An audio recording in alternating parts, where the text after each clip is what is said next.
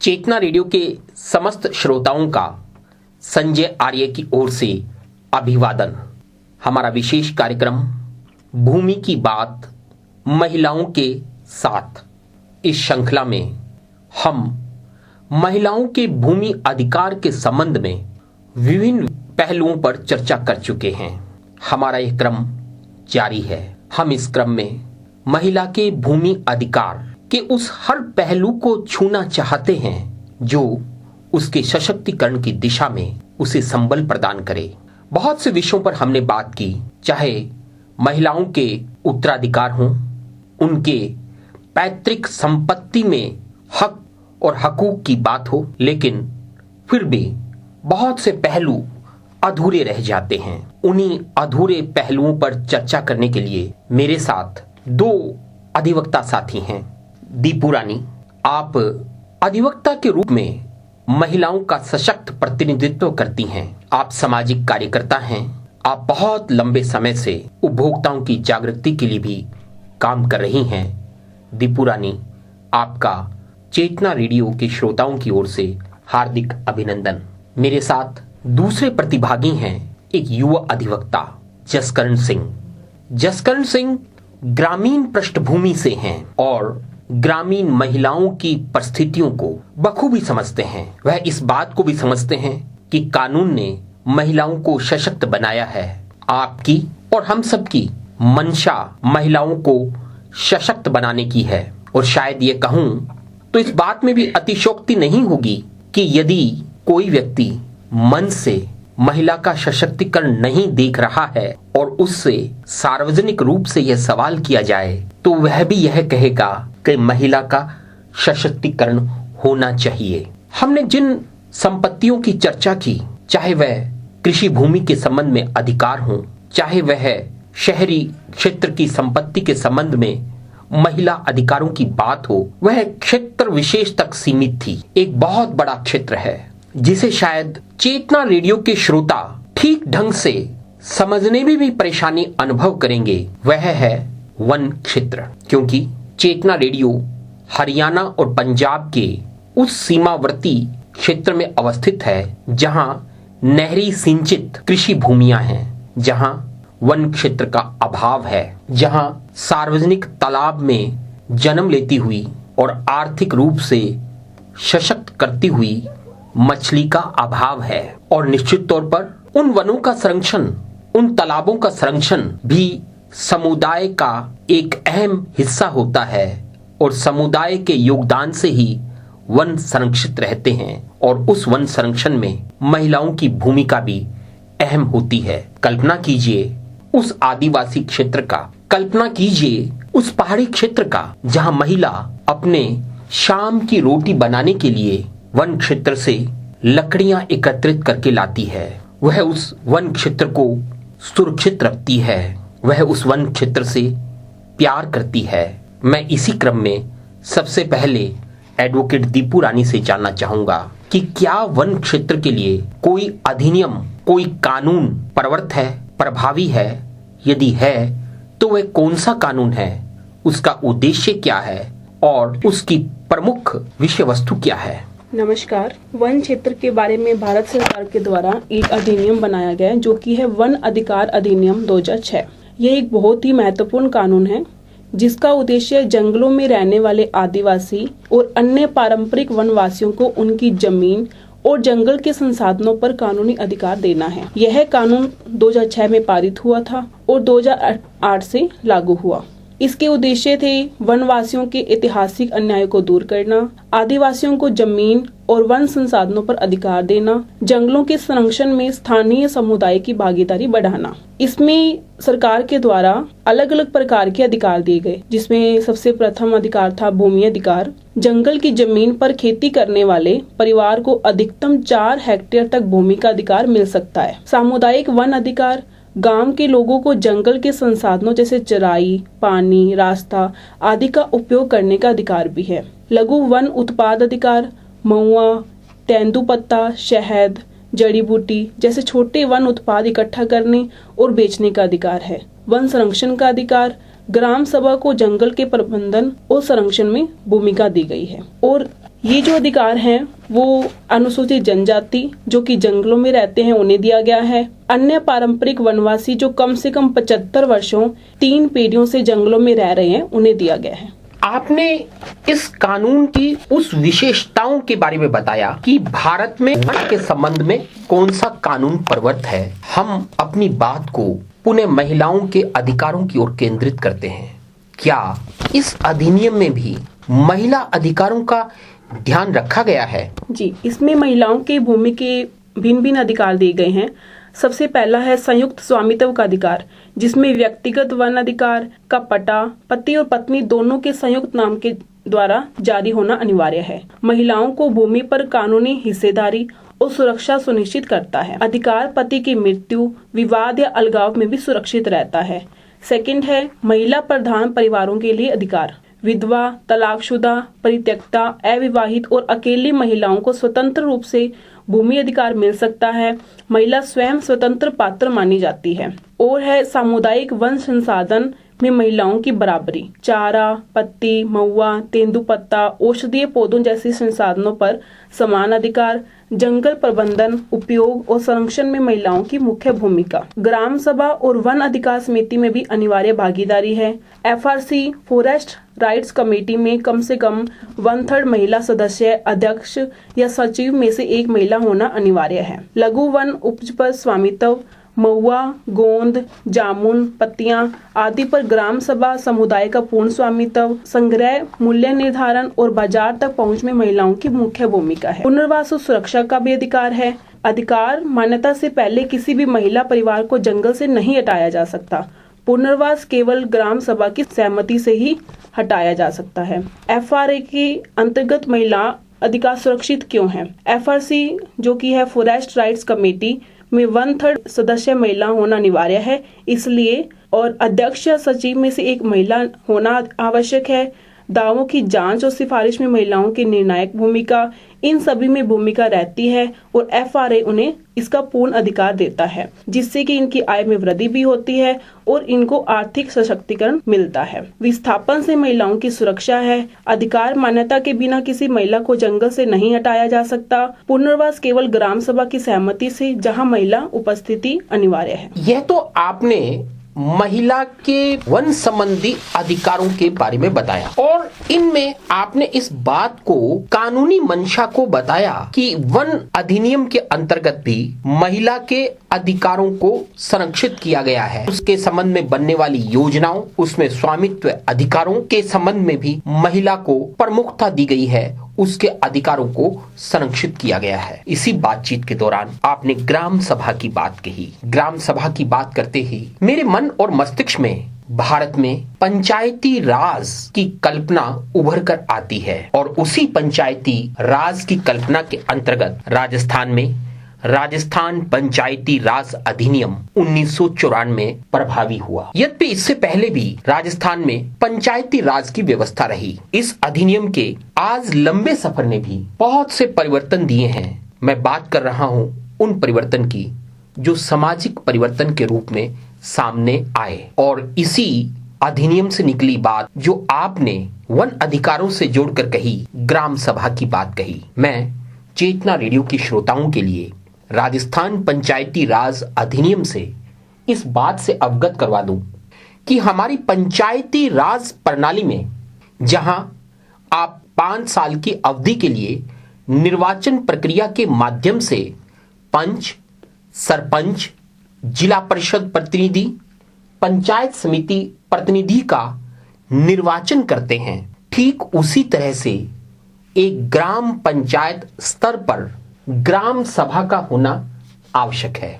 ग्राम सभा, हाँ, मैं बात कर रहा हूं उस गांव के मतदाताओं के द्वारा गठित सभा की। इस ग्राम सभा का उद्देश्य मूल रूप से यह है कि ग्राम सभा ग्राम पंचायत की योजनाओं के बारे में विस्तृत विचार विमर्श करे, अपने सुझाव दे और उनका आकलन भी करे। यह ग्राम सभा इस बात को भी सुनिश्चित करती है कि ग्राम सचिव समय समय पर ग्राम सभाओं का आयोजन करे। जहां तक मुझे जानकारी प्राप्त हुई, स्वतंत्रता दिवस, गणतंत्रता दिवस और महात्मा गांधी जी के जन्मदिन के अवसर पर लगभग प्रत्येक गांव में ग्राम सभा का आयोजन किया जाता है। इस ग्राम सभा में एक कोरम भी निर्धारित किया गया है। गांव के कुल मतदाताओं में से 10% मतदाताओं का इस ग्राम सभा में उपस्थित रहना आवश्यक होता है, तभी ग्राम सभा की कार्रवाई को वैध ठहराया जा सकता है। राजस्थान पंचायत अधिनियम 1994 के अध्याय 2 कै की धारा 8 कै के अनुसार आयोजित होने वाली ग्राम सभा में पूर्ववर्ती वर्षों के लेखों का वार्षिक विवरण राजस्थान पंचायत अधिनियम के उपबंधों के अधीन प्रस्तुत किए जाने के लिए अपेक्षित पूर्ववर्ती वित्तीय वर्षों के प्रशासन पर की रिपोर्ट, वित्तीय वर्ष के लिए प्रस्तावित विकास और अन्य कार्यक्रम, पिछली संपरीक्षा रिपोर्ट और उसके लिए दिए गए उत्तर, इसके साथ साथ वर्ष के दौरान उपगत व्यय का विवरण, वर्ष के लिए जाने वाले भौतिक और वित्तीय कार्यक्रम, वित्तीय वर्ष के प्रथम त्रैमास में की गई बैठक में प्रस्तावित क्रियाकलाप के विभिन्न क्षेत्रों में किए गए किन्हीं भी परिवर्तनों से संबंधित प्रस्ताव, राजस्थान पंचायत अधिनियम के उपबंधों के अधीन तैयार किया गया पंचायत का बजट और पंचायत के कर प्रस्ताव, ग्राम सभा की सभी बैठकों में ऐसा कोई अन्य विषय जिसे पंचायत, पंचायत समिति, जिला परिषद, राज्य सरकार या इस निमित्त प्राधिकारी कोई भी अधिकारी रखे जाने की अपेक्षा करे, रखा जाता है। इसके साथ साथ ग्राम सभा इस अधिनियम के अधीन उसके समक्ष रखे गए विषयों के संबंध में चर्चा करने के लिए स्वतंत्र होती है और ग्राम सभा पंचायत को सुझाव दे सकती है। पंचायत ग्राम सभा द्वारा दिए गए सुझावों पर विचार करती है। संबंधित पंचायत समिति का विकास अधिकारी या उसका नाम निर्देशित ग्राम सभा की बैठकों में उपस्थित होता है। वह ऐसी बैठकों में कार्यवर्तों का पंचायत के सचिव द्वारा सही अभिलेखन किए जाने के लिए उत्तरदायी होता है। इस प्रकार अभिलिखित कार्यवर्तों की एक प्रति विहित रीति से इस प्रयोजन के लिए विहित प्राधिकारियों को भेजी जाती है। इसी तर्ज पर राजस्थान पंचायत अधिनियम 1994 में वार्ड सभा का गठन एवं उसकी बैठकें भी आवश्यक हैं। राजस्थान पंचायती राज अधिनियम व्यवस्था में वर्तमान में 2008 के संशोधन के बाद महिलाओं के लिए 50% आरक्षण की व्यवस्था की गई है, जो महिलाओं को कानूनी रूप से और लोकतांत्रिक ढंग से 50% का प्रतिनिधित्व देती हैं, अर्थात आधी आबादी का प्रतिनिधित्व करने का अवसर महिला जनप्रतिनिधियों को मिलता है। मैं हमारे साथी अधिवक्ता जसकरण सिंह से जानना चाहता हूं। पहला प्रश्न तो मेरा यह है कि ग्राम सभा के बारे में ग्रामीण व्यक्ति किस स्तर तक जानते हैं, क्योंकि जहां भी चर्चा होती है ग्राम पंचायत की चर्चा होती है।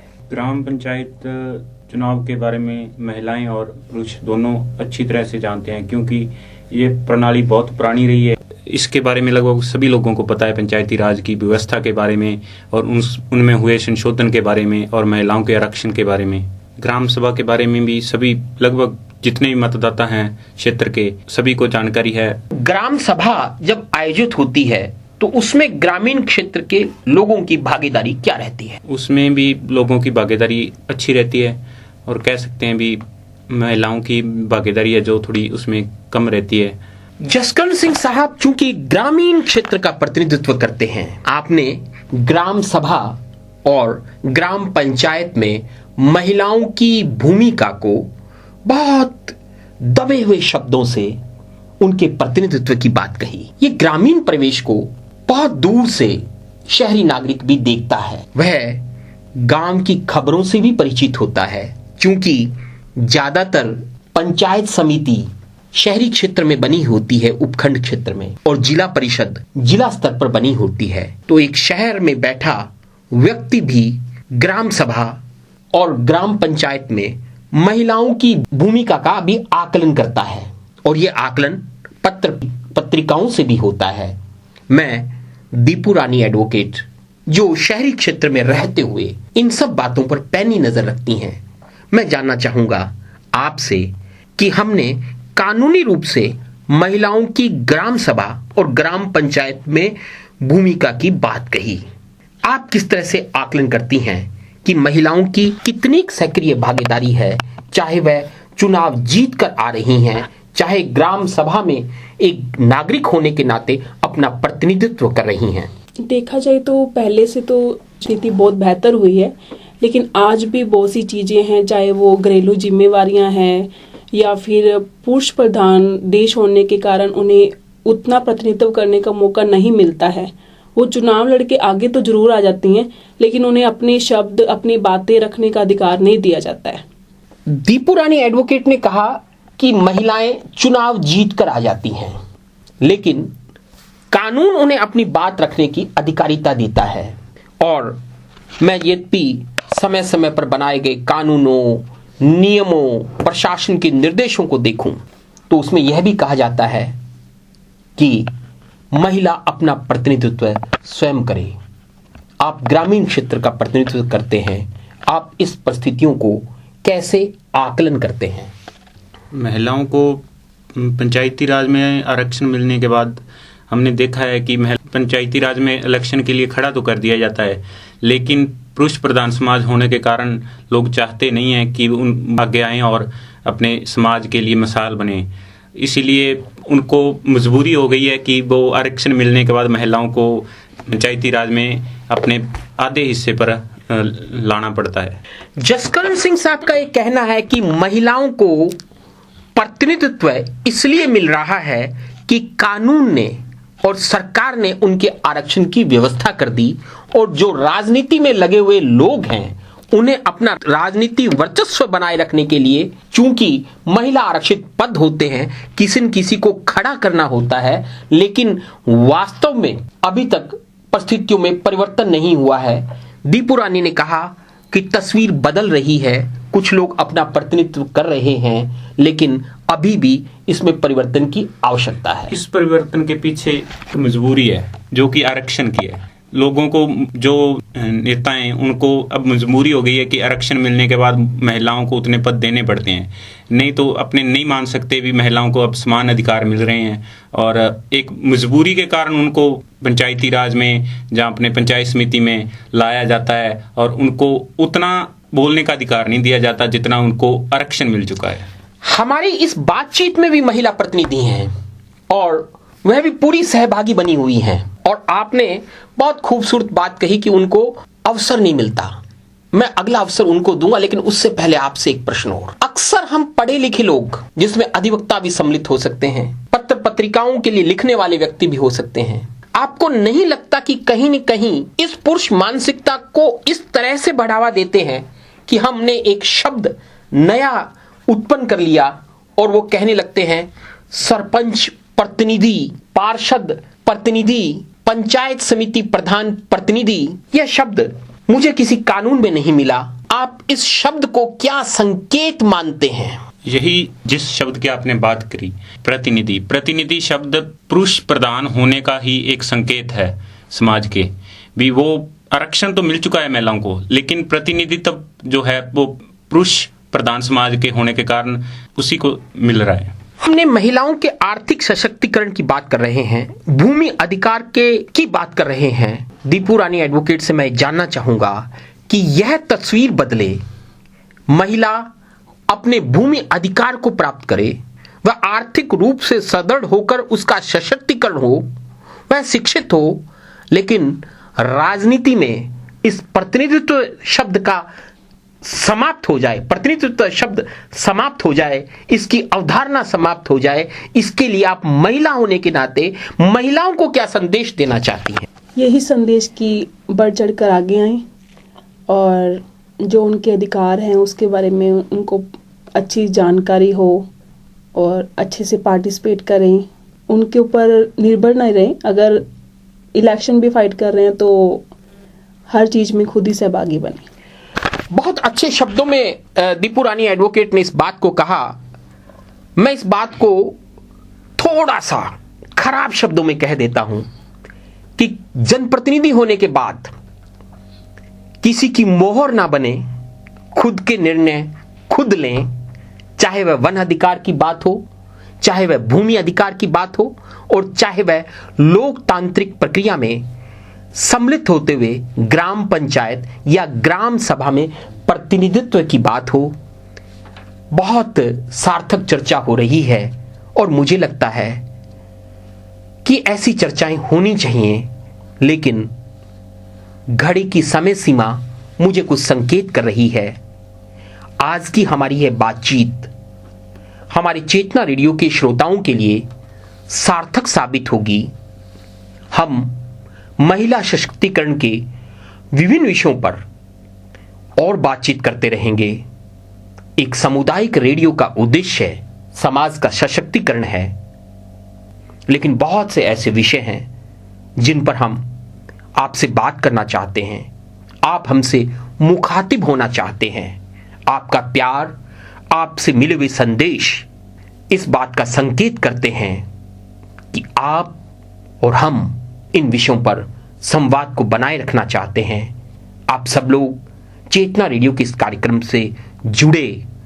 मैं आप सबका मेरे साथी अधिवक्ता जसकरण सिंह दीपू रानी के साथ आभार व्यक्त करता हूं, इस आशा के साथ कि नए विषय के साथ पुनः मिलेंगे। धन्यवाद।